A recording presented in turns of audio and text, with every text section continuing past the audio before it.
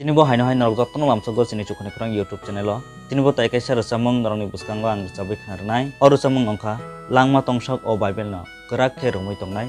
O rwchabmung no tini norokni bwskango rwchabui khnarnai. Hinkhe norok video no soyawi nai tongdi. Tini bo haino hai tai waisa norokni thani ma koyo.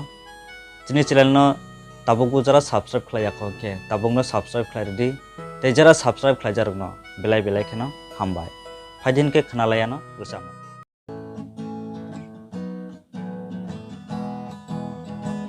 Langma tongsak o Bible no gerak khero mui tong nai ho gerak khero mui tong nai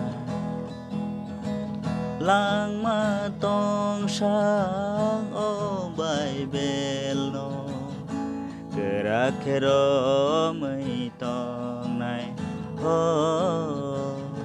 gerak khero mui tong nai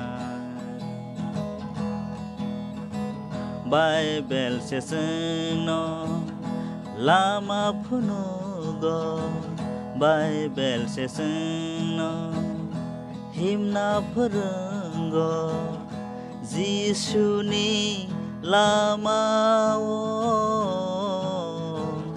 Jisuni thaniyo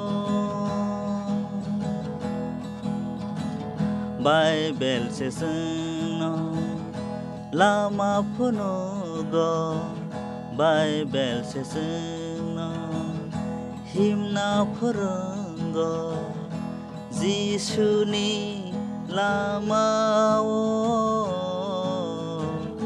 Jisuni thaniyo langma tongsak o Bible no gerak khero mui tong nai ho gerak khero mui tong nai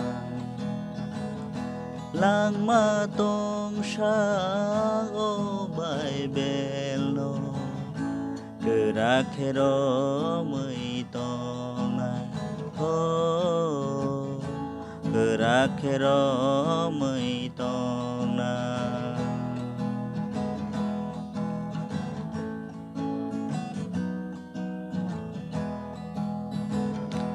sa tong jagibo tek toro jagbo thei phana thei thing komor phathang thing Jisu no ponglia Jisu no yakalia sa tok jagibo tek toro jagbo thei phana thei thing komor phathang thing Jisu no ponglia Jisu no yakalia langma tongsak o Bible no gerak khero mui tong nai ho gerak khero mui tong nai langma tongsak o Bible no gerak khero mui tong nai ho